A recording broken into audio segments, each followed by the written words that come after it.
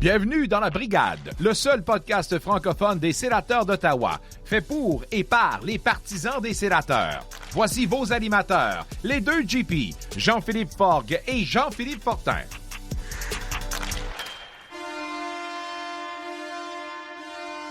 Salut tout le monde, bienvenue à La Brigade, épisode numéro 9. Mon nom est Jean-Philippe Fogg, je suis accompagné de Jean-Philippe Fortin ainsi que de Pascal Villeneuve. Aujourd'hui, dans la mise au jeu, on reçoit notre collaborateur Marc-Olivier Poulain. On a appris récemment que les sénateurs allaient faire quelque chose, peut-être en français. Anthony Leblanc a dit des choses à ce propos-là. C'est pas clair. On en discute avec lui plus tard. Un petit peu plus tard, on va recevoir le défenseur Xavier Bernard. Il va nous parler de son expérience dans les camps d'entraînement des sénateurs cette année, puis son adaptation depuis qu'il est arrivé avec les Gladiateurs d'Atlanta, l'équipe nouvellement affiliée aux sénateurs d'Ottawa dans la East Coast League. Mais pour l'instant, je me tourne vers mon co-animateur, Monsieur Fortin. Il se passe quoi dans le warm-up un matin, JP? Yes, salut les boys. Donc, petit warm-up assez tranquille ce matin. Donc, Matt Murray est de retour sur la liste des blessés. Quoi vous dire là-dessus? Je pense qu'il est malchanceux plus que d'autres choses. Mais ce qu'on entend, c'est qu'il serait de retour assez rapidement là, dans la formation. Il pourrait même prendre part à certains matchs durant le voyage dans l'Ouest. On a eu une transaction, donc on a acquis le joueur de centre Dylan Gambrell, donc si vous le connaissez pas, joueur de 25 ans américain qui a fait sa plus grosse saison de 12 points avec les Sharks de San Jose. En retour, on a donné un choix de 7e ronde en 2022, si je me trompe pas. Puis ce choix de 7e ronde de 2022, c'est le même qu'on a acquis, qu'on a envoyé Christian Jaros au Sharks de San Jose. Donc, au final, c'est Christian Jaros contre Dylan Gambrell. Erik Brannstrom a le nouvel agent. Ça insinue quoi? On le sait pas. Reste à voir dans le futur qu'est-ce que ce nouvel agent va apporter au jeune défenseur Erik Brannstrom. C'est pas une surprise pour personne. Les spectateurs dans le centre Canadian Tire se font rares depuis le début de la saison. Outre le match d'ouverture qui a eu une très bonne capacité. Les matchs suivants, ça tournait plus alentour du 10 000 spectateurs et peut-être moins. Donc, reste à voir si cette statistique va s'améliorer au cours de la saison. Et lors de la dernière épisode, on vous a parlé que le centre canadien n'était plus au goût du jour avec des Chris Phillips, des Chris Neal, des vieux logos, Eh bien, je suis allé à Canada Inspecteur Fortin a pris les choses en main et effectivement, il y a eu un travail par la part de l'Organisation des sénateurs pour ajouter du moins le nouveau logo sur certains murs du Centre Canadian Tire et sur les banderoles extérieures qui font tout le tour de l'arena. Donc, on peut leur donner une bonne tape de main là, pour ça. Là. Les boys, qu'est-ce que vous en pensez de ces sujets? JP, t'es descendu à Canada. Parle-nous donc un peu de ça, là, ton expérience. C'était cool. Je pouvais pas demander mieux comme match. 7-5 contre Washington. J'ai vu 2 hat-tricks. Drake Batherson, son premier en carrière. Tour de chapeau de TJ Oshie. Puis Alexander Ovechkin a passé à quelques millimètres d'un tour de chapeau aussi dans un filet désert. C'était un beau voyage avec mon frère, on a bien apprécié, mais Alma, Canada, c'est loin, surtout sur le retour, parce que au départ, je l'ai fait en 2 parties pour y aller. J'ai arrêté de coucher à Montréal chez mon frère, mais le retour, le mardi matin, 7h30 de route pour retourner chez moi, j'avais hâte d'arriver. Fait que les gens qui disent Orléans, Canada, c'est loin, Gatineau, Canada, c'est loin, ben t'avais plus de raison. Là. Alma, Canada, c'est 700 km. Fait que ouais, tout le monde, allez-y aussi au Sens. Aucune raison de pas faire Canada, Ottawa, c'est 20-25 minutes, ça se fait d'un pet. Ça se fait d'un pet. Ça se fait d'un pet.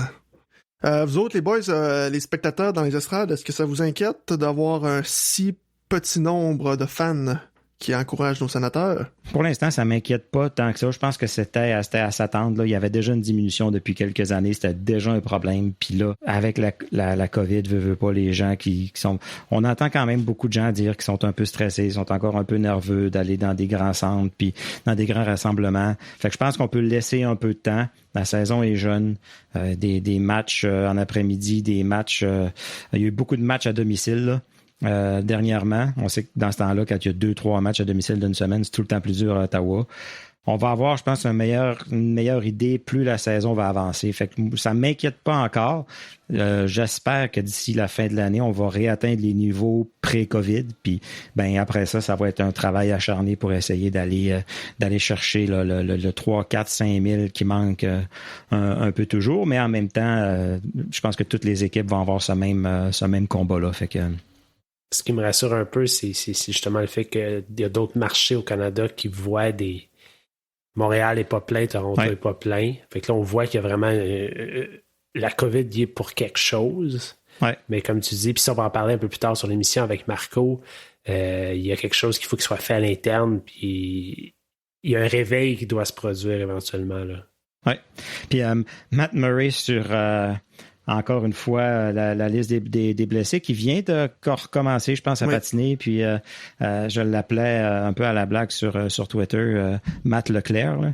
Il me fait penser un peu à Pascal Leclerc c'est vrai. Qui était un peu affecté par le même genre de malchance. Oui, il est peut-être un peu fragile, mais en même temps, il y a des choses qui, si tu veux, il allait bien, il y avait une bonne game, puis bang, un coup de genou sur le côté de la tête. Il n'y a pas grand goaler qui se serait relevé puis qui aurait shaké ça comme si de rien n'était arrivé. Mais en même temps, on dirait que quand ça s'acharne sur quelqu'un, ça s'acharne sur quelqu'un, tu sais. Parce que Leclerc, en revenant, je pense, d'une blessure, d'une commotion, où il était assis sur le banc comme gardien auxiliaire, puis il avait reçu une rondelle sur le côté de la tête, puis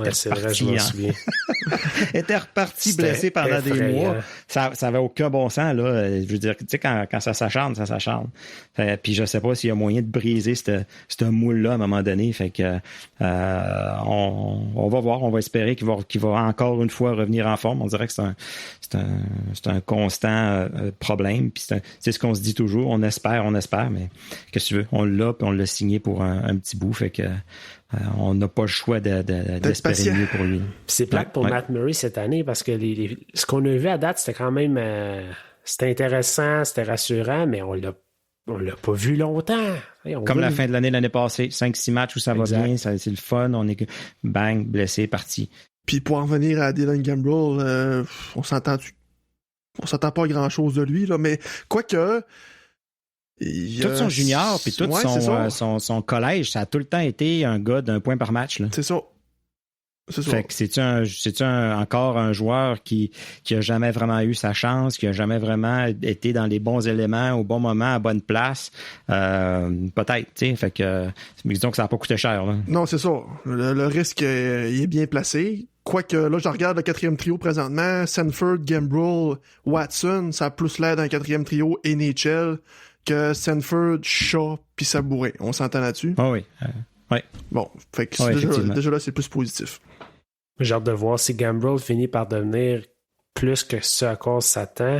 Le directeur général des Sharks de San Jose voudra plus faire de transactions avec Pierre Dorion, là. Effectivement. Ça serait le bout. Restez autour, dans un instant, on reçoit notre collaborateur Marc-Olivier Poulain.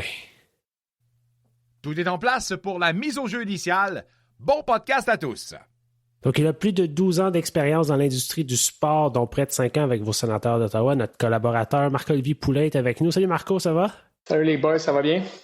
Marco, si tu peux juste rappeler à ceux qui ne nous auraient pas écouté la dernière fois quand tu étais de passage, ton petit background rapidement. Oui, mais en fait, comme tu viens de le mentionner, j'ai presque 5 ans d'expérience avec les sénateurs dans divers rôles, surtout reliés dans le monde du développement des affaires, dans le monde de la commandite, stratégie d'affaires, stratégie marketing. Puis sinon, j'ai travaillé, outre avec les sénateurs, j'ai passé du temps sur la Rive-Sud de Montréal avec les 4 classes de Brossard pendant près de 4 ans et demi. Même chose dans des rôles en développement des affaires, gestion de ressources humaines, gestion des camps de jour. J'ai aussi travaillé plusieurs années au complexe sportif Bell à Brossard, là, il y a une dizaine d'années de cela. Ça résume un peu l'expérience que j'ai dans le monde du sport. Puis en dehors de ça, j'ai aussi travaillé avec les Alouettes de Montréal pour 2 saisons. J'ai aussi travaillé avec les Champions Tour, donc le tournoi de golf qui se passait pour le circuit des champions de la PGA Tour, donc le circuit senior sur la rive sud de Montréal pendant 3 saisons. Il n'y a pas longtemps, il y a Anthony Leblanc qui a dit lors d'une entrevue qu'il y avait peut-être quelque chose qui allait se passer avec une agence francophone. On ne sait pas trop. On sait en ce moment que les Sénateurs ont une entente avec l'agence Zulu Kilo Alpha de Toronto. On sait qu'ils sont affiliés. Il y a un partenariat avec The Friend Shop à Montréal. On sait que les Sénateurs sont leurs clients. On ne sait pas ce qui s'en vient. On ne sait pas trop s'il y a quelque chose qui s'en vient. Mais on s'est dit que ce serait un bon temps pour t'emmener sur le show puis retourner en arrière un peu sur les initiatives du passé que les Sénateurs ont fait par rapport au marketing, par rapport à leur public francophone. Alors, on s'est dit que ce serait un bon temps pour t'emmener sur l'émission, justement, pour retourner en arrière un petit peu, faire le tour de, justement, ton rôle vis-à-vis du marché francophone des Sénateurs quand tu étais avec l'organisation, puis un peu faire un petit bilan des initiatives passées. Qu'est-ce qu'ils ont fait, qu'est-ce qu'ils n'ont pas fait, qu'est-ce qu'ils auraient pu faire. En tout cas, on lance la discussion. T'en penses quoi de tout ça, toi, là? C'est un bon sujet. On avait brièvement discuté lors de mon dernière apparition, qu'on a jasé un peu ensemble plus des commandites, comment ça fonctionnait et tout. Puis je pense qu'on a pris une petite tangente, on a pris une petite courbe, on a jasé un petit peu du francophone, mais je l'avais dit rapidement, on peut parler d'un épisode complet ou même 2 épisodes de ça. C'est un gros sujet. Moi, lorsque j'étais avec les Sénateurs, j'en faisais un peu ma priorité dans mon travail. Donc, moi, j'accordais beaucoup d'importance à ce marché-là. Au début, c'était vraiment plus côté vente, développement des affaires, mais plus que le temps avançait, plus que les années ont passé, plus que moi, je me suis dit, je voulais prendre plus qu'un rôle seulement en développement des affaires, puis essayer d'aller mettre des stratégies de l'avant, aider ce marché-là qui, selon moi, était délaissé. Je suis curieux de savoir, quand tu as voulu prendre cette initiative-là, c'était quoi la réception à l'interne? Les gens étaient excités, semi-indifférents, comme... Mais j'imagine que l'équipe a dû changer énormément aussi, là. Oui, il était content que quelqu'un se propose, là. Ben c'est sûr et certain, mais en même temps, pas tant. Il y a eu beaucoup de réticences. C'est pas tout le monde qui était d'accord, puis c'est assez long à expliquer, là, mais si je recule un peu, il y avait mon mentor à moi, Daniel Julien, qui travaillait pour les Sénateurs avant moi, qui, lui, avait été là pendant, je pense, près de 8 ans avec les Sens. Lui qui est un franco-ontarien aussi. Fait que lui, il avait mis un peu d'importance là-dedans. Il avait essayé de remettre un peu le rattachement avec la communauté francophone de l'avant. Son rôle était vraiment plus axé justement sur les ventes, par contre. Développement des affaires, faisait un peu d'événements à l'externe aussi avec les associations des gens des affaires, les chambres de commerce, etc. Mais c'était vraiment un rôle plus sur le côté vente. Moi, qu'est-ce que je voulais faire, c'est prendre ça, mais si on veut mettre ça encore plus gros, pourquoi pas aller regarder aussi la stratégie d'ensemble qui est faite, autant avec les communications, relations publiques, le marketing. C'est quoi les lacunes? Pourquoi? Qu'est-ce qui fonctionne pas? Il y a toujours, selon moi, eu un gros marché à aller chercher. On parle de 400 000 personnes, 350 environ à Gatineau, plus le côté franco-ontarien. On peut parler environ, selon les sondages qu'on avait fait dans le temps, les études qui venaient des recensements du gouvernement fédéral. On recensait environ plus de 200 000 franco-ontariens pas trop loin d'Ottawa, là, qui étaient dans notre territoire, ce qu'on peut aller chercher, là, qui n'étaient pas à 1h30 de route, par exemple. Donc, il y a un gros potentiel avec ce marché-là. Moi, je suis arrivé, j'ai vu tout de suite ça. J'ai fait des grosses études, justement, en prenant les recensements pour me baser là-dessus, en prenant tout ce qui s'était passé dans les 10 dernières années avec nos détenteurs de billets de saison, les gens qui achetaient des billets. J'essayais de comprendre c'était qui les gens qui s'intéressaient aux Sénateurs, puis surtout qui dépensaient de l'argent pour venir. Puis c'est là que j'ai remarqué vraiment les vagues. On parlait des initiatives du passé, des lacunes, mais il y a eu des vagues. Quand l'équipe allait bien, mais c'est sûr que ça aidait. Autant que les francophones que les anglophones, mais les gens venaient au match. Puis je recule aussi dans une époque qui était complètement différente. Mais les gens venaient, les gens dépensaient de l'argent, les gens avaient des billets de saison, puis ça s'est mené jusqu'à la finale de la Coupe Stanley en 2007. C'était présent, mais le pourcentage de personnes, si on voulait affilier ou qui avait un code postal francophone, restait quand même stable. Donc, on parlait tout le temps d'un 10% environ, 8%, 10% qui se présentent au match. Puis, on parle aussi d'un marché francophone qui représente environ 20%, 25%. Fait qu'il y a quand même un gap de 10, 12, 15% qui est à aller chercher, selon moi. On ne sera jamais à 100% du monde qui vont venir tout le temps voir des matchs. Fait que 25% des gens dans le stade vont représenter la population.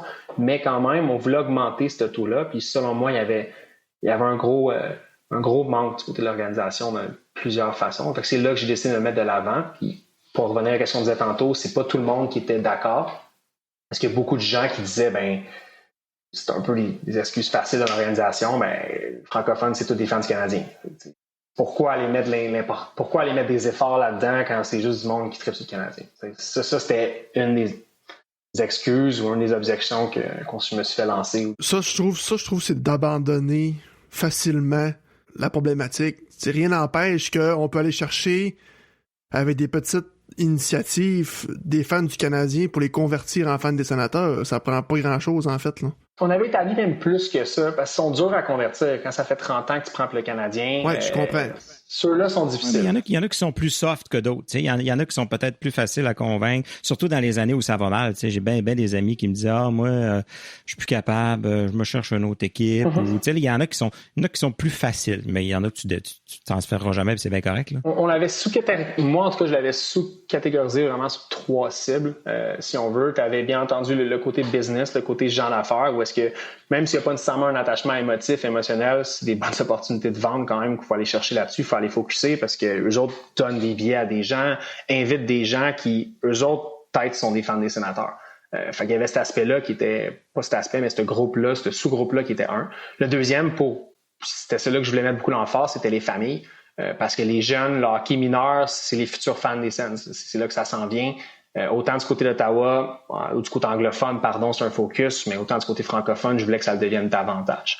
Puis le troisième sous-groupe, c'était un peu les jeunes étudiants ou les jeunes, si on veut, qu'on appelle ça les gens qui cherchaient des expériences, où eux autres, on pouvait les convertir. Qui avaient peut-être, oui, étaient fans du Canadien un peu, fans de hockey en général, mais on voulait juste que ces gens-là viennent davantage nous visiter, aller voir les Sens. Mais là, ça revient aussi que c'était une autre des objections, c'est qu'on est à Canada. Fait que là, ça, c'est une autre histoire qui peut durer. Là. Un autre sujet pour une autre fois. Ouais. Ça, c'était un autre gros discours.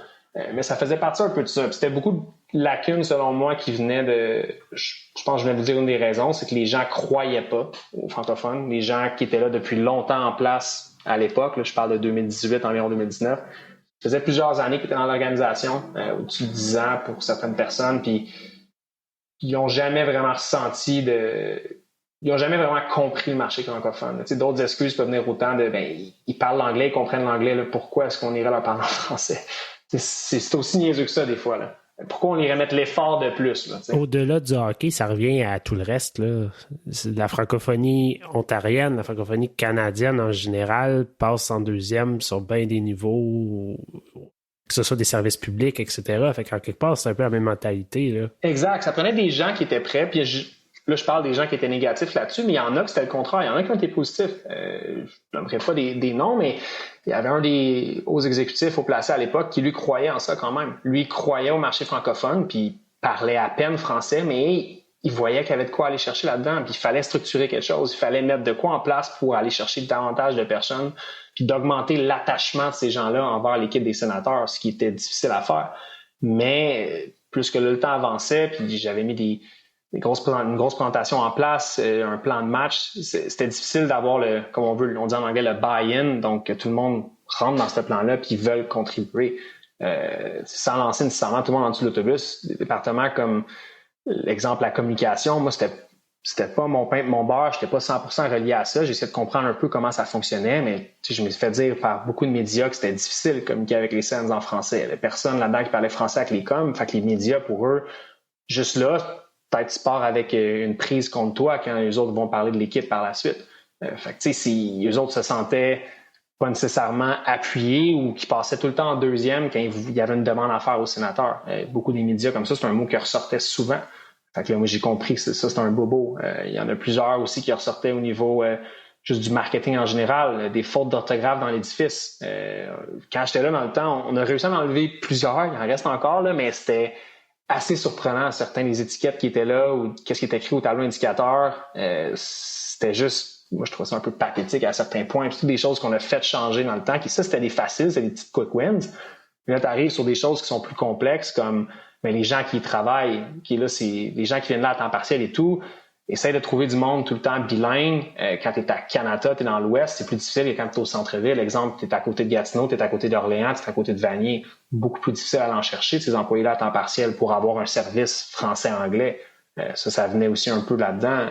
Fait il y avait plusieurs bobos qui tournaient autour, puis c'était difficile d'avoir que l'organisation ou que les hauts placés vraiment embarquent là-dedans puis croient en ce plan-là. Tu as parlé des étudiants tantôt dans tes cibles. Moi, je me souviens quand j'étais à l'Université d'Ottawa, je me trompe peut-être, mais je me souviens qu'il y avait une initiative qu'on les étudiants pouvaient avoir un rabais sur des sièges. Est-ce que c'est possible? Est-ce que c'est quelque chose qui a existé ou si j'invente ça?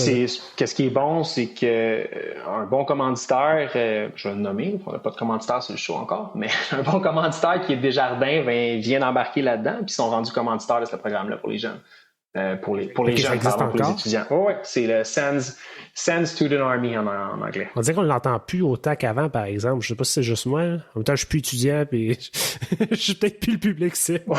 Mais c'est peut-être ça aussi. On n'est plus la clientèle cible là aussi, mais il y a eu un peu de laisser-aller là-dedans, je pense, au travers des années. Mais ça aussi, c'est du up and down. Là. Ça dépend des années. Des fois, c'est un plus gros focus, des fois d'autres. Mais là, le fait d'avoir un gros commanditaire, ça va assurément aider, là, ça c'est sûr et certain. Surtout que Desjardins, ça crie francophonie, veut pas. Là. Exact, ça fait partie de leur stratégie, eux autres, le développement dans le marché ontarien, étant donné qu'ils ont tellement de marques déjà fortes puis déjà établies au Québec. L'Ontario, c'est leur prochaine cible évidente. Tu as abordé le sujet, mais au sens plus large, est-ce qu'on est d'accord pour dire qu'au-delà de la francophonie, les sénateurs en font...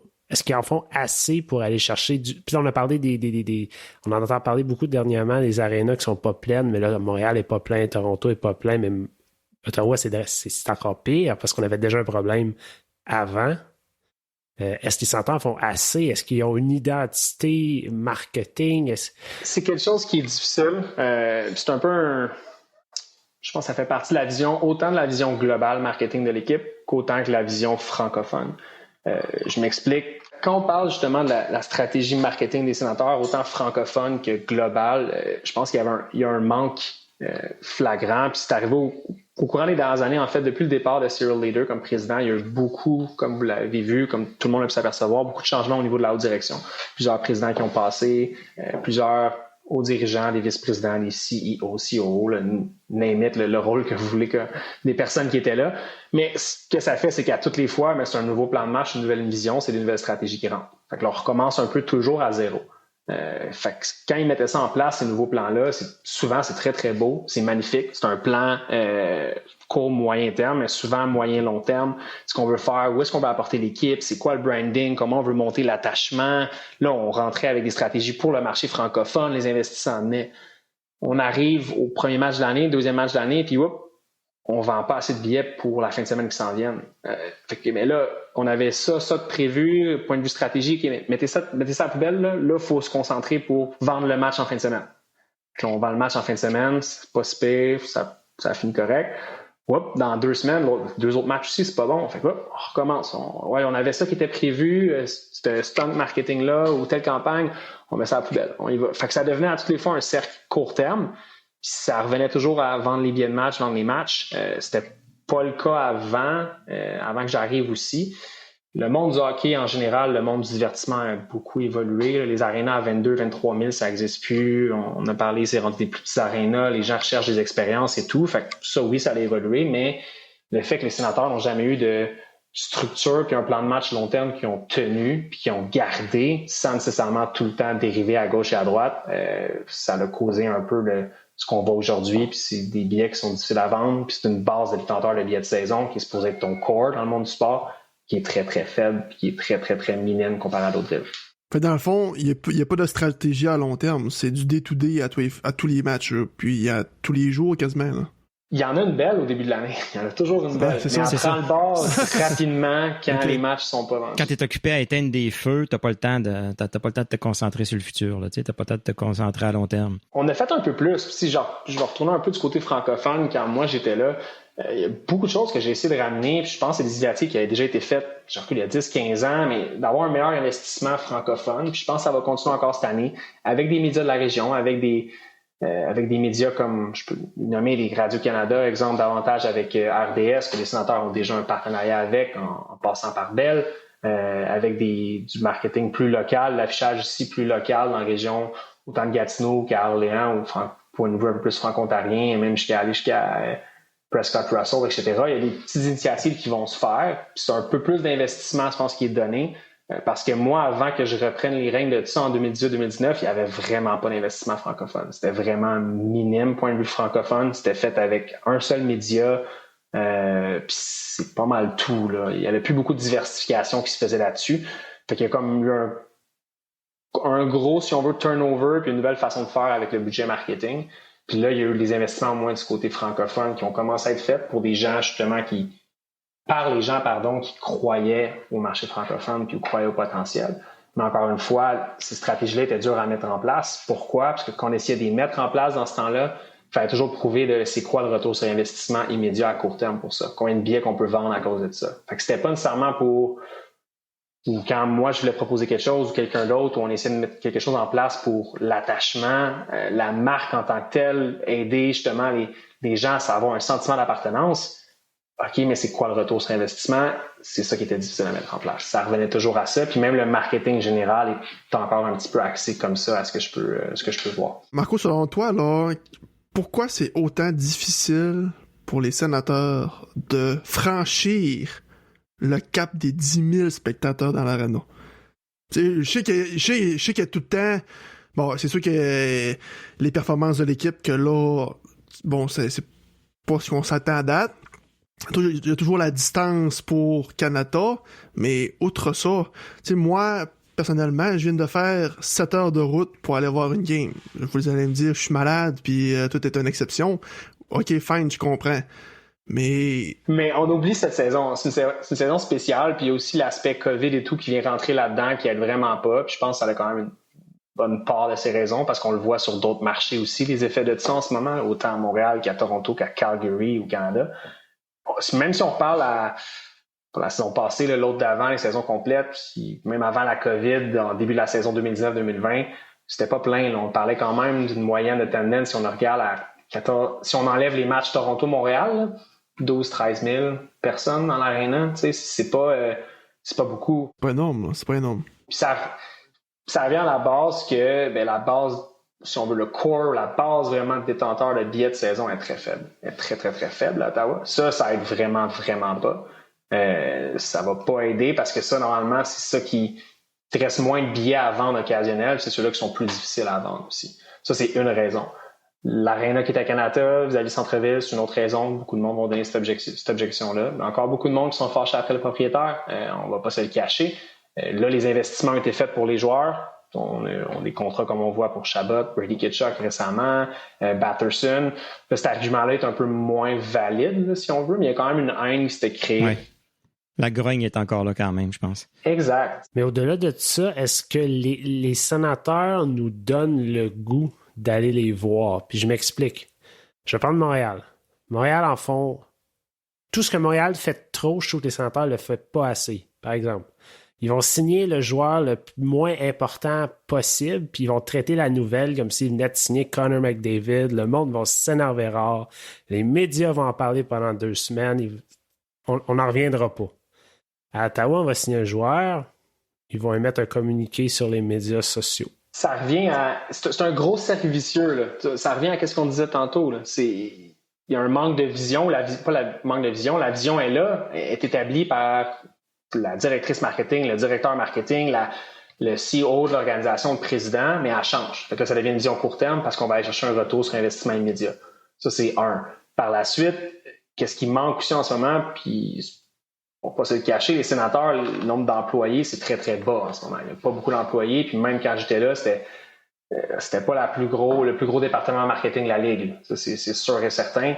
Ça aide pas non plus. Il manque de personnes autant en communication ou qu'en marketing pour faire ces annonces-là, comme tu dis, créer ces vidéos-là, créer ce contenu-là, puis le mettre de l'avant.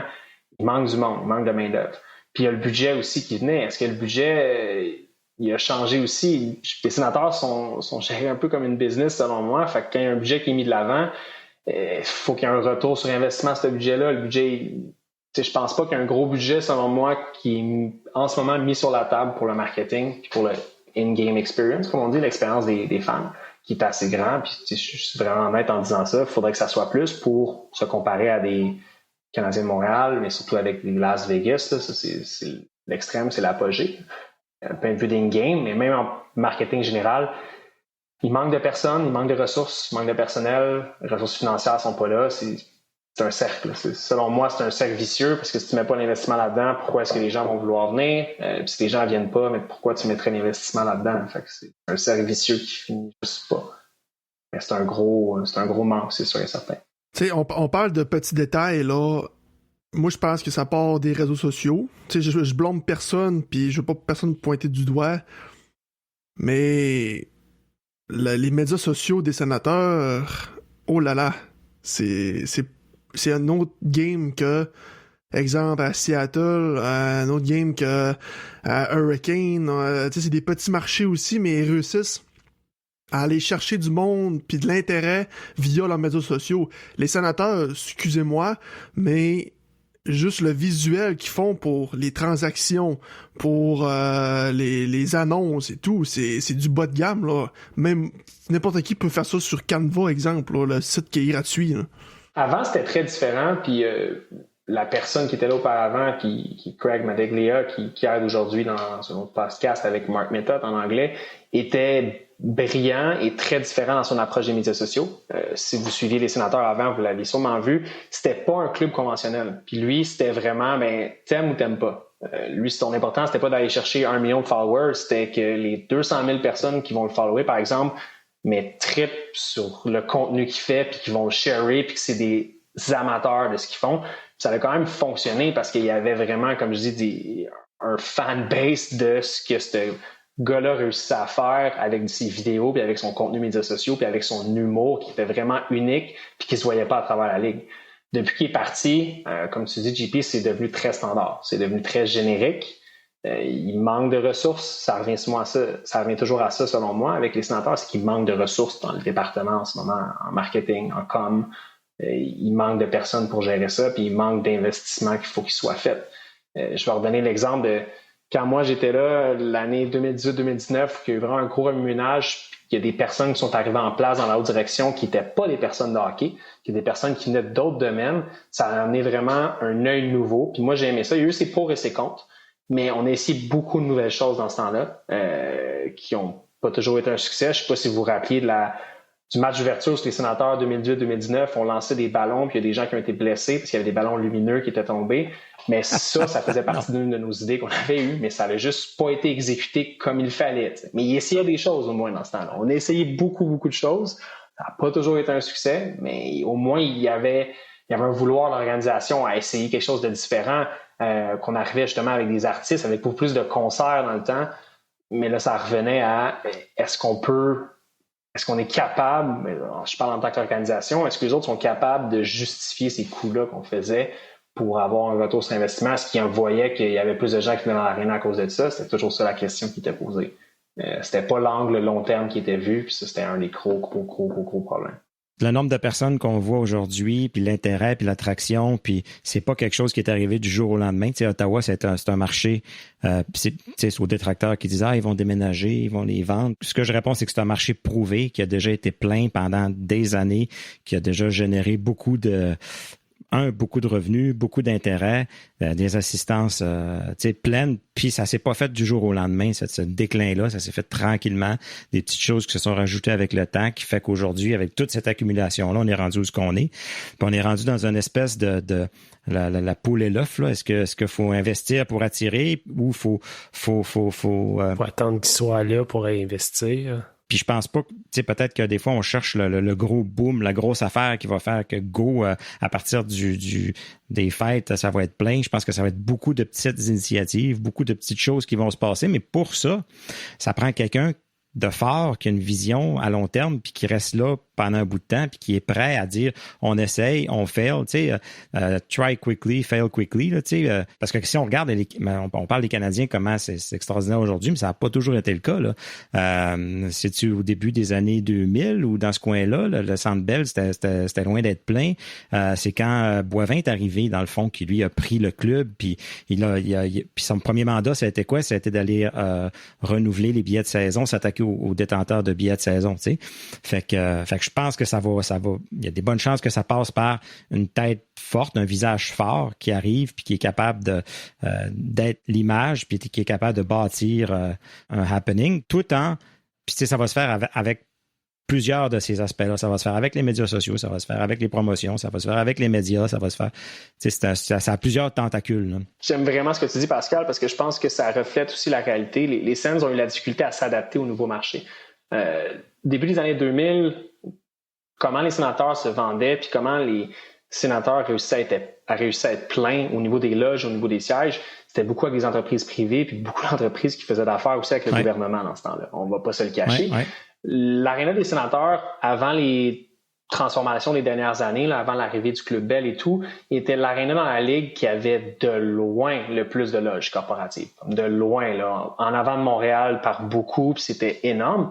Mais là, il y a un gros changement qui s'est fait. Puis justement, le monde n'achète plus des loges à l'année qui leur coûtent un demi-million ou qu'un quart de million. Là. C'est plus ça maintenant. Les gens recherchent des expériences. Ils veulent payer le gros prix pour certains matchs précis. Ils veulent pas se déplacer tout le temps. La culture professionnelle, si on veut, la vie familiale, la vie professionnelle, la segmentation entre les deux est rendue complètement différente. C'est plus ce que c'était il y a 20 ans, 25 ans. Les Sens, je pense qu'ils ont eu de la difficulté aussi à s'adapter à ça. Ça a été un gros manque d'organisation, je pense, au courant des dernières années. Ils ont essayé beaucoup de choses, comme exemple le Club Bell, c'est le meilleur exemple de ça, mais ça reste que il faut plus s'adapter avec la nouvelle réalité du marché, puis les gens aussi qui sont peut-être plus prêts à venir autant. Dû pourquoi, quand ils présentaient le plan potentiel du nouvel aréna à Le Breton au centre-ville, on parlait d'un aréna à 17-18 000 places, et non un aréna à 21-22 000 places, comme c'est le cas en ce moment. Plus petit, mais plus facile à remplir. C'est toutes des choses qui vont venir, puis si on s'attaque plus précisément au marché francophone, mais je pense que c'est de plus démontrer, puis je pense que le manque est arrivé dans les dernières années, c'est de démontrer qu'on a envie que ces gens-là viennent à l'aréna, on a envie de parler à ces gens-là, on veut parler dans leur langue, on veut ressentir que ces gens-là, ils veulent dépenser de l'argent avec les sénateurs, ils veulent se rattacher à ce club-là, ils veulent acheter des chandails des sénateurs, ils sont là, ils sont fans de l'équipe, mais ça, les sénateurs communiquent plus assez avec ces gens-là de façon authentique. Je pense que ça, c'est le gros mot qu'il faut retenir, c'est l'authenticité du club en ce moment vis-à-vis des francophones. Il y a un manque encore. Les gens francophones veulent sentir qu'on leur parle. Puis, moi, j'ai toujours dit, puis je le disais aux sénateurs à l'époque, quand j'étais là, c'est sûr qu'au début, dans la première année, deuxième année d'un plan comme ça de 5 ans, ça va te coûter pas mal plus cher que tu vas recevoir. C'est sûr et certain, parce qu'il faut que tu développes quelque chose qui a été perdu au cours des dernières années. Puis ça, c'est du côté francophone, mais maintenant, c'est presque le cas aussi avec le fanbase général des sénateurs qu'il va falloir beaucoup investir pour qu'ils reviennent et qu'ils sentent qu'ils sont appréciés par le club. Puis là, aller chercher les francophones, s'adresser aux francophones, ça va être une de ces tentacules-là, une de ces façons-là d'aller chercher. Faut pas dire on va attendre que tout aille bien, que le marketing anglais est bien, puis tout ça. Puis là, après ça, on pensera aller chercher ce qui nous reste. Comme ça va être trop tard, puis ça se fera pas, tu sais. Mais je pense que ça commence un peu. Puis j'enlève Anthony Leblanc qui est là actuellement en place. J'ai encore la difficulté parce que cette année, je dis toujours, on fait attention. Cette année, c'est vraiment pas une année ordinaire. Les Sens la traitent pas comme une année ordinaire. Puis ça, je peux vous le dire. Donc, c'est sûr que c'est difficile. On va vraiment pouvoir voir ce qu'Anthony Leblanc est capable de faire l'an prochain. Ça va vraiment plus être une grosse représentation de c'est quoi le plan qu'il veut mettre en place, c'est quoi les stratégies qu'il veut mettre en place. Je pense que ça va être un meilleur exemple. Le club cette année, moi je l'adore, il est excitant à regarder, beaucoup plus excitant que le club quand je travaillais là-bas en 2017-2018 où c'était des vieux vétérans qui patinaient plus puis ils finissaient dernier. Là au moins tu finis, peut-être tu fais pas les séries, mais les parties sont le fun. C'est excitant, c'est le fun, puis c'est ça qu'on veut. L'an prochain, ça va être encore plus le cas. Fait que c'est garder ce momentum-là, bâtir là-dessus pour le futur. Mais ça, je pense que le plan qu'Anthony veut mettre en place avec son équipe, avec les agences marketing à qui il fait affaire, on va plus le voir l'an prochain que cette année, ça c'est sûr et certain. C'est-tu un francophone, Anthony Leblanc? Anthony Leblanc est né à Bécomo et a grandi pendant 2 ou 3 ans, je crois, à Bécomo, ce que je me rappelle qu'on avait discuté, puis il a déménagé par la suite, mais je me souviens plus si c'est sa mère ou c'est son père qui parlait français. Je crois que c'est sa mère qui était francophone d'origine, mais n'a jamais pratiqué. Là. Il est capable de comprendre une petite base du français, je crois, mais ne pratique pas, ne va pas le parler couramment, mais il y a un prénom à connotation francophone, justement, parce que je pense que c'est sa mère, comme je disais, là, qui vient de Québec. De Québec, la province du Québec, pardon. Marco, un gros merci d'être venu nous voir. Juste l'avenir maintenant va nous dire si le produit sur la glace va être assez pour ramener les fans dans l'aréna ou si l'équipe va lever ses culottes. En tout cas, merci d'être venu le voir. À la prochaine. Avec plaisir, messieurs. Merci encore pour l'invitation. J'ai hâte qu'on se reparle. Beaucoup d'autres sujets qu'on va pouvoir discuter au courant de la saison. Puis on lâche pas d'encourager notre club parce que, comme je dis, l'avenir est très rose pour ce qui s'en vient avec les Sénateurs sur la glace. Dans un instant, on reçoit le défenseur du Gladiateur d'Atlanta, Xavier Bernard. On entame les dernières minutes de jeu. La brigade déploie son 6e attaquant. Et pour le 3e segment de l'épisode, on est accompagné du défenseur Xavier Bernard. Salut Xavier, comment ça va? Ça va, vous autres? Bienvenue à la brigade. Xavier, en commençant, juste pour ceux qui te connaissent un peu moins, si tu avais à te décrire comme type de joueur, comment tu décrirais ça? Je dirais que je suis un défenseur quand même avec un gros gabarit. Je pourrais me comparer à un Ben Sherrod, mettons, des Canadiens. Je patine quand même très bien. Et, j'ai une bonne première passe. Je suis bon à ma bâton aussi. J'aime jouer physique. Puis aussi, je suis capable d'apporter de l'offensive avec ma shot aussi. Fait que je pense que je suis quand même un joueur assez complet, mais mettons, je prends beaucoup de. Je suis de fierté à défendre ma zone, mettons. Là. Stay-at-home defenseman. Ouais, avec quand même, mettons, des skills aussi. Fait que, nice. disons, assez complet. Xavier, pour devenir le défenseur que tu es là présentement, as-tu un idole de jeunesse, un défenseur que tu t'es approprié puis tu t'es dit, moi, c'est comme lui que je veux être? Ouais, ben, tu sais, je pense en grandissant, je me suis comparé à beaucoup de défenseurs. J'ai regardé beaucoup un gars, Victor Hedman. Fait que c'est sûr que, mettons, plus jeune, je l'aimais quand même pas mal quand j'étais plus jeune. Après ça, en montant et tout. C'est quand j'étais junior, quand je me suis repêché par New Jersey. Fait que c'est comme quand j'étais un peu, mettons, dans les gangs nationales ou peu importe, que j'ai fait, je pense que mon style de jeu pour me rendre où que je veux vraiment être, c'est vraiment, mettons, être plus un défenseur qui est un two-way defenseman, mais mettons qui est axé plus sur la défensive. Fait que là, c'est à partir de là que j'ai commencé à garder plus des gars comme Ben Sherrod des Canadiens ou un Joel Edmondson aussi de Montréal aussi. Fait que je pense que c'est vraiment, mettons, ces deux-là, mais mettons, depuis tout jeune, je suis un grand fan de Victor Hedman. C'est un des meilleurs défenseurs de la Ligue et tout. Fait que je pense que c'est vraiment dur à battre. Je dois garder un défenseur comme ça, il fait tout de bien. Je pense qu'il est juste incroyable comme défenseur. Là. En tout cas, si tu deviens un Victor Hedman, on va être bien contents, nous, les fans des Sénateurs. Moi aussi, je vais être bien content. Moi, j'étais moins Victor Hedman, je l'ai dans ma poule de hockey depuis longtemps, puis il fait un job. Valeur sûre. Xavier, dans ta carrière de hockey junior, tu as passé dans plusieurs équipes. Grosso modo, ton expérience junior, ça ressemble à quoi? Donc, junior, je pense que j'ai quand même été vraiment chanceux. J'ai eu la chance de voir beaucoup de places, mettons. Fait que j'ai passé 2 ans et demi à Drummondville, après ça 1 an à Charlottetown, une autre année à Sherbrooke, puis après ça, j'ai fini ça à Val-d'Or. J'ai eu la chance de rencontrer plein de bonnes personnes, avoir des bons coachs, avoir des bons teammates et tout. Fait que c'est quand même vite comme résumé, mais je pense que j'ai fait 4 belles places, j'étais chanceux, j'étais dans des bons clubs de hockey aussi. Je pense à Drummondville, à part en première année, on a vraiment eu des clubs très compétitifs. Après ça, à Charlottetown, on a des très bons clubs. On a fini, je pense, 6e dans le classement. Après ça, si je vais à Sherbrooke, on était premier au Canada jusqu'à temps que la fameuse COVID nous arrête. Après ça, on était un peu déçus. Après ça, l'année passée, j'ai eu la chance d'aller à Val-d'Or, finir ma carrière junior et tout en allant en finale. Malheureusement, on n'a pas gagné, mais je pense que c'était une très belle expérience aussi. Fait que je pense que je peux me compter très chanceux d'avoir parcouru beaucoup de kilométrage puis vu beaucoup de personnes aussi. Là. Se promener d'une équipe à l'autre comme ça fait plusieurs nouvelles équipes, plusieurs nouveaux coéquipiers. Comment ça se passe l'accueil quand un joueur arrive de l'extérieur? Tu sais, les équipes juniors, souvent, c'est soudé pas mal, ça reste ensemble longtemps. Quand quelqu'un arrive de l'extérieur, il faut recréer une nouvelle chimie, il faut recréer des nouveaux compagnons de duo, de trio, puis tout ça.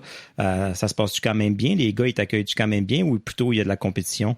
Non, ben tu sais, je pense que junior, c'est vraiment différent que, mettons, pro. Fait que tu sais, je pense que tu arrives dans un nouveau club junior, tu sais, c'est une nouvelle langue. C'est sûr que, tu sais, au début, tu connais pas grand personne, mais après, mettons, une semaine avant de donné, tu commences à connaître de plus en plus de monde. Puis, tu sais, je pense que toutes les passes que j'ai faites, je me suis attaqué vraiment très bien. Après ça, tu sais, avec mes coéquipiers, peu importe, ils m'ont toujours bien accueilli, bien intégré aussi. Fait que, tu sais, j'ai vraiment été très, très chanceux pour ça. Je peux pas dire qu'il y a une place que ça n'a pas fonctionné pendant tout. Je pense que j'ai fait les 4 places. Ça a juste été vraiment le fun et tout. J'ai fait comme encore aujourd'hui, j'ai des bons amis de genre dans chaque club. Fait que c'est vraiment le fun ici, là.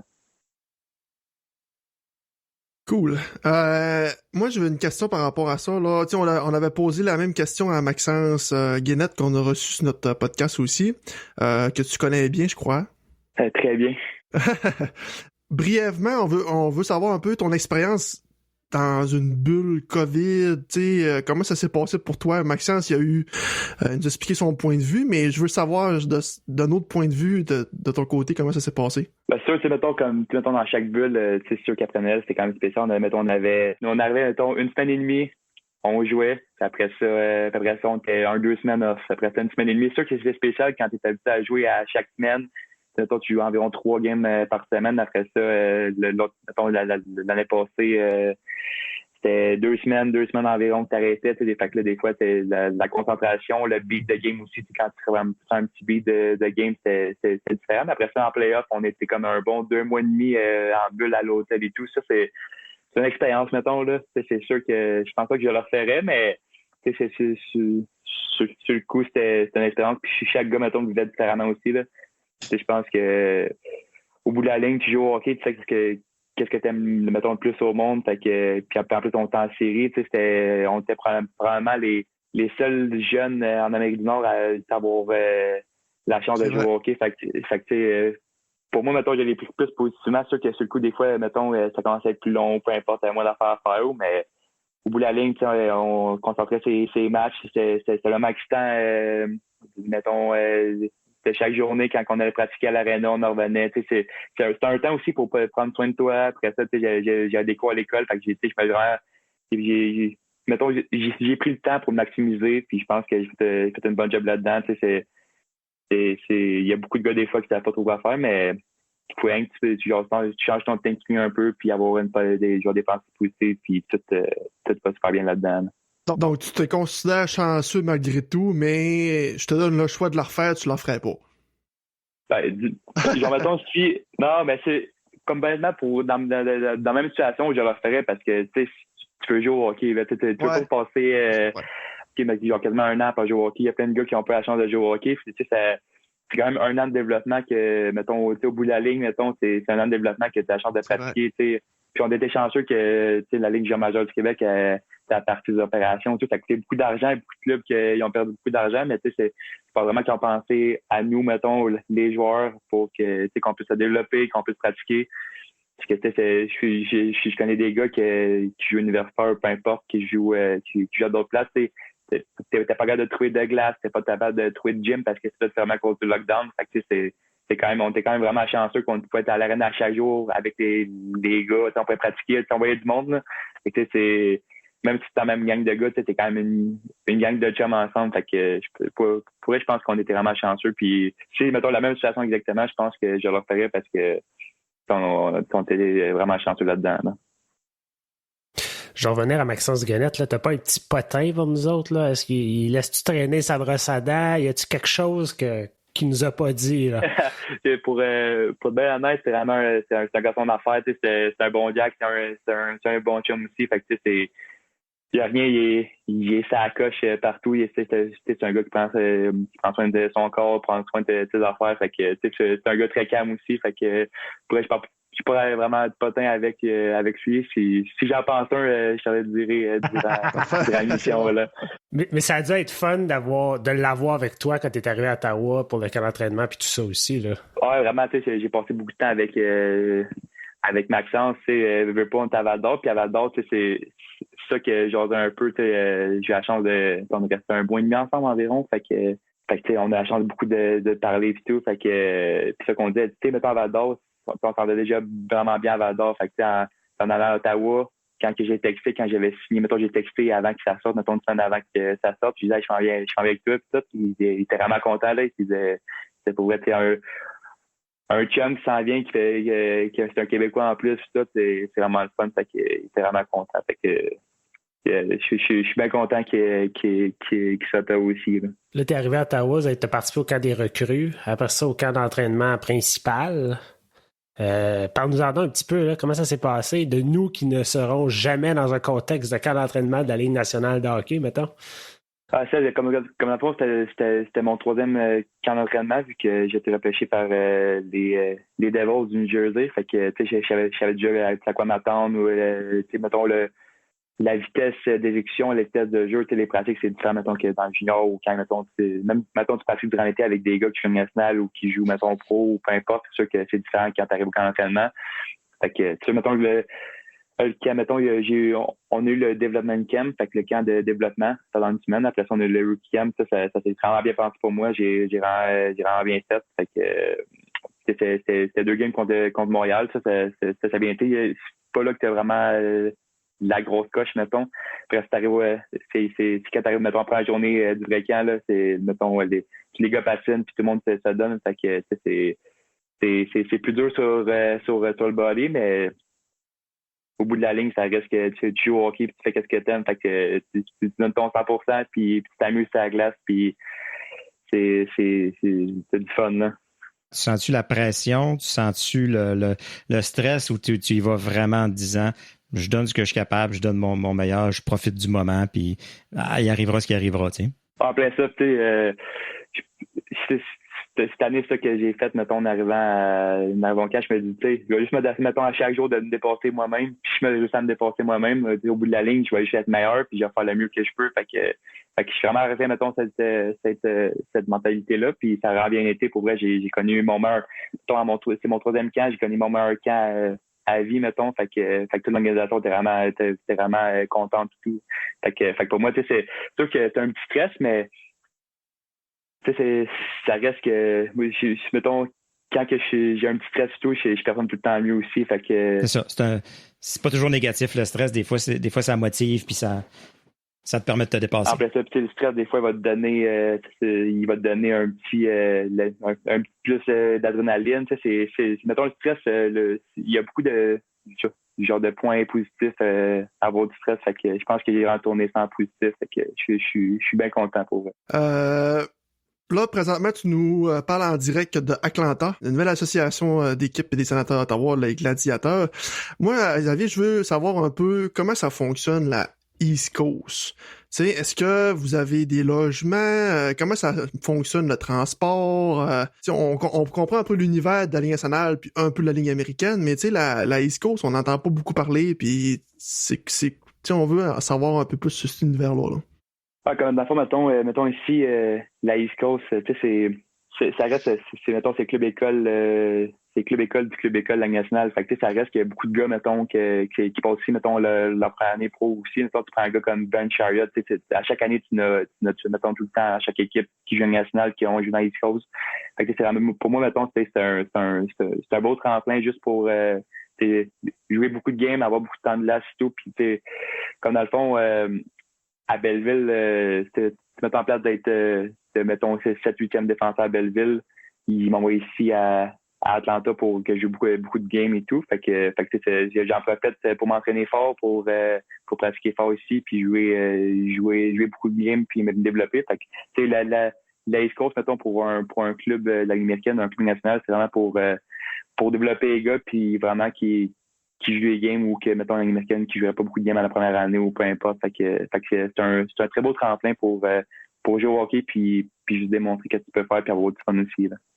Puis on connaît tous des joueurs de la Ligue nationale qui ont passé par la Ligue américaine, qui sont d'excellents joueurs. Fait que veux pas, c'est une bonne nouvelle que tu passes par là aussi pour ton développement, là, puis que tu prennes du bagage, puis que finalement t'arrives à Belleville en pleine confiance, là, puis après ça, tu step up après ça, peut-être pour les sénateurs un jour. Puis avant d'y aller, est-ce que Troy Mann, lui, te rencontre, puis te parle, puis te dit voici ce sur quoi j'aimerais que tu travailles, voici ce qu'on veut voir pour te rappeler. Puis... Mettons, c'est sûr que mettons, ça fait 3 jours environ que je suis ici. Fait que, tu sais, c'est quand il m'a rencontré, il m'a dit, écoute, t'es vraiment connu un camp exceptionnel et tout. On est vraiment content de ce que tu fais et tout. Mais, tu sais, on n'a pas trop de place pour que tu joues pour le moment. Puis, tu sais, c'est rien qu'une question de temps là, que tu reviennes ici. Fait que,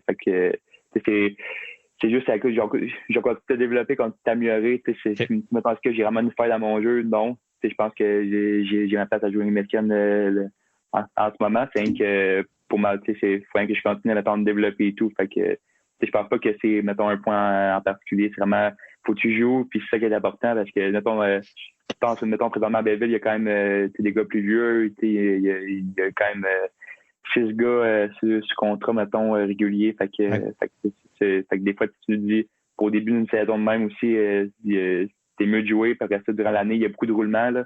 Dans l'américaine, il y a 2 ans, il y avait passé 15 défenseurs ou 16 défenseurs durant l'année. Fait que ça fait beaucoup de gars. Je suis vraiment proche. Puis mon but reste toujours le même, que je vais jouer dans l'américaine, après ça, jouer pour les sénateurs un jour ou peut-être pour un autre club. Fait que pour moi, c'est un grand continent, avoir une bonne mentalité, avoir puis me développer à chaque jour, puis tout le temps être le meilleur que je peux être à chaque jour. C'est encourageant de t'entendre, en tout cas. J'aime ça, tu sais, pas pour un fan francophone, d'avoir un défenseur québécois dans l'organisation, puis qui est motivé, qui a bonne attitude, qui est motivé comme ça, c'est le fun d'entendre. Un gros merci, mais tu sais, c'est mettons comme maintenant, je suis vraiment jeune et tout, mais c'est ma job, mais c'est pas, tu sais, mettons, le matin, je me lève pas, je m'en vais travailler, je m'en vais jouer au hockey. C'est ça, ouais. Tu sais, je pense que tant que je vais avoir du fun à jouer au hockey, ça va toujours bien fonctionner, puis ça va bien aller sur la glace. Fait que pour moi, c'est vraiment c'est ma mentalité à chaque jour d'être positif, c'est juste avoir du fun. Puis même, je m'améliore, tu sais, c'est faire, mettons, les sacrifices qu'ils disent, là, mais moi, j'aime pas ça dire ce mot-là, parce que la prochaine fois, quand tu m'en vas au gym, mettons, j'arrive, mettons, avant un gars, peu importe, je sors le dernier. C'est pas un sacrifice, pour moi, c'est genre, j'ai du fun à le faire, puis le jour que j'ai pu avoir de fun, ça va, mettons, moins bien marcher. Fait que pour moi, c'est vraiment ça, mettons, comment que je pense. Hein. Après le camp d'entraînement de Belleville, ils t'ont dit, tu t'en vas à Atlanta. C'est quoi que l'organisation des sénateurs fait pour t'aider à t'adapter? Parce que veux pas, t'arrives à Atlanta, puis t'as pas de logement, Est-ce qu'ils t'encadrent dans tout ça? Ouais, que comme dans le fond, mettons, quand je suis arrivé ici, je dors à l'hôtel pendant une couple de jours, mettons. Après ça, il y a des logements dans la fond aussi, comment ça marche. T'as un logement qui te donne, puis ça tombe bien, je suis avec un autre Québécois ici, fait que cool. je reste avec lui, puis sa femme, fait que c'est quand même pas pire, c'est quand même facile de s'adapter et tout, mais il dit pas grand-chose, il dit ton billet d'avion à telle heure, puis il y a quelqu'un, mettons, que tu vas venir te chercher, mettons, c'est un car service qui appelle, fait que c'est un voiturier, là, c'est un monsieur qui vient te chercher, il va te porter à l'aéroport, puis ça, tu prends ton billet d'avion, puis tu arrives à Atlanta, puis il y a quelqu'un qui vient te chercher à l'aéroport, fait que ça, je suis arrivé à 1h du matin, à l'aéroport, fait que là, tu t'en vas te coucher, puis le lendemain, tu te réveilles un peu, tu arrives à l'aréna, puis là, tu rencontres les gars, puis le staff, mettons, dans l'équipe, puis après ça, tu commences à pratiquer, puis voilà. Ça recommence ça, puis hockey, là. C'est du hockey, finalement, c'est ça. En plein ça. Incroyable. Cool. Et en terminant, on a des petites questions en rafale pour toi. Rien de bien stressant, qui va parler de tout et n'importe quoi. Tu réponds le plus rapidement possible. Donc, la première question, ton meilleur souvenir de ta jeunesse? Ben, de ta jeune carrière, en fait, de ta jeunesse. Je dis jeunesse, mais de ta carrière, de ta jeune carrière. OK. OK. J'ai vraiment été chanceux. J'ai fait beaucoup de choses, mais je te dirais le tournoi à Edmonton quand j'étais jeune, ça, j'ai des bons souvenirs de là. C'est le Brick Tournament qu'ils appellent. Là. J'étais jeune, j'avais peut-être 9 ans, 10 ans. Ça, c'est un bon souvenir, mettons, vraiment de plus jeune. Puis, mettons, si ma jeune carrière, je te dirais, c'est mettons, la série en play-off. En play-off, mettons, à Drummond, là, c'était incroyable. Puis j'ai encore des frissons, mettons, aujourd'hui en parlant. C'est quand c'est match de play-off, là, junior, il